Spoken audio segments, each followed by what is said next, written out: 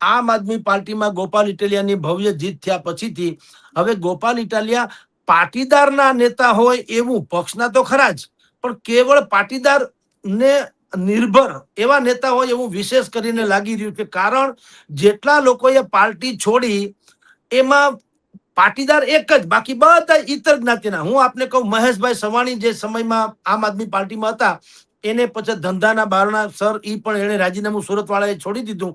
એ એક પાટીદારને બાદ કરો તો ભેમાભાઈ ચૌધરી ઠાકોર, એને પણ આમ આદમી પાર્ટીમાંથી રાજીનામું આપી દીધું. ઉમેશભાઈ મકવાણા કોળી છે ધારાસભ્ય, એને રાજીનામું આપી દીધું.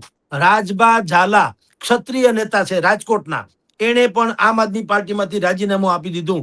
જગમાલભાઈ વાળા આહિર છે, એને પણ આમ આદમી પાર્ટીમાંથી રાજીનામું આપી દીધું. મહિપતસિંહ ચૌહાણ ખેડાના, એને પણ આમ આદમી પાર્ટીમાંથી રાજીનામું આપી દીધું. કરસનદાસજી બાપુ ભાદરકા આહિર છે, એને પણ રાજીનામું આપી દીધું. પછી કરસનભાઈ કરમુર, એ પણ આહિર છે, એને રાજીનામું આપી દીધું. અને અહીંયા રાજકોટમાં ડોક્ટર પ્રદીપસિંહ ઝાલા છે, ક્ષત્રિય નેતા છે, એ અત્યારે નિષ્ક્રિય છે, એટલે રાજીનામા આપવાની કગાર ઉપર છે.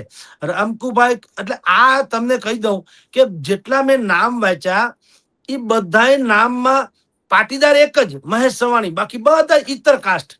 એનો સંકેત એવો જાય છે કે ગોપાલ ઇટાલિયા પાટીદાર સહિતના નેતાઓને આમ આદમી પાર્ટીમાં પ્રોજેક્ટ કરવામાં નથી માનતા. ગોપાલ હોય કે ગુજરાતનું એકમ હોય આમ આદમી પાર્ટીનું, કારણ કે જેણે જેણે રાજીનામા આપ્યા છે એ બધા પાટીદાર ઉપરાંતની ગેર પાટીદારો છે. ગેર પાટીદારો, પાટીદાર ન હોય તેવા.